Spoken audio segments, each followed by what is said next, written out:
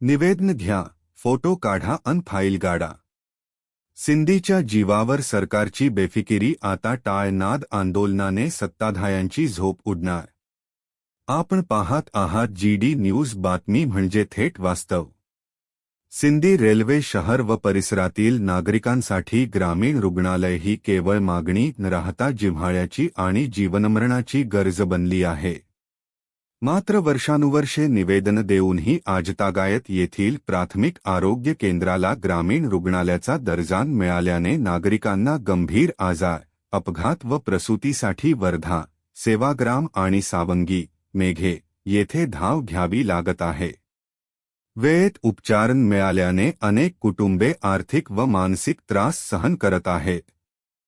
ग्रामीण रुग्णालयाच्या मागणीसाठी सर्वपक्षीय नागरिक व प्रतिनिधींनी यापूर्वी मुख्यमंत्री, उपमुख्यमंत्री, आरोग्यमंत्री, पालकमंत्री व स्थानिक आमदार यांना प्रत्यक्ष निवेदन दिले आहे.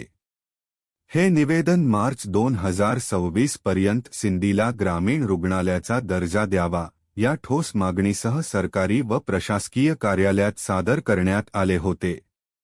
निवेदन देताना सर्वपक्षीय पदाधिकारी, नागरिक प्रतिनिधी, महिला प्रतिनिधी व सामाजिक कार्यकर्त्यांची उपस्थिती होती. यावेळी फोटो काढून, आश्वासनं देऊनही प्रत्यक्षात मात्र निर्णय शून्यच राहिल्याचा आरोप नागरिक करत आहेत. या पार्श्वभूमीवर आता संयमाचा अंत झाला असून सिंधीतील सर्व पक्षीय व ग्रामवासी नागरिक शांततामय पण ठाम स्वरूपात टाळनाद, भजन, आंदोलन छेडणार आहे. शनिवार दिनांक 3 जानेवारी 2026 रोजी सकाळी 10:00 वाजता. स्थळ बस स्टँड चौक, प्राथमिक आरोग्य केंद्रासमोर, सिंधी रेल्वे येथे हे आंदोलन पार पडणार आहे.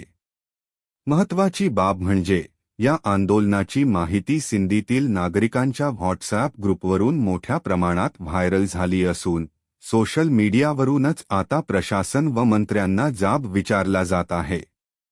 फोटोपुरती संवेदना नको, उपचारांची सोय द्या असा थेट सवाल नागरिक विचारत आहेत. नागरिकांनी स्पष्ट शब्दांत इशारा दिला आहे की जर मार्च 2026 पर्यंत सिंधी रेल्वे ला ग्रामीण रुग्णालयाचा दर्जा मिळाला नाही तर हे आंदोलन आणखी तीव्र, भव्य आणि निर्णायक स्वरूप धारण करेल. यानंतर होणाऱ्या परिस्थितीची सर्वस्वी जबाबदारी प्रशासन व आरोग्य विभागाची राहील असा ठाम इशाराही देण्यात आला आहे. आपण पाहत आहात GD न्यूज, बातमी.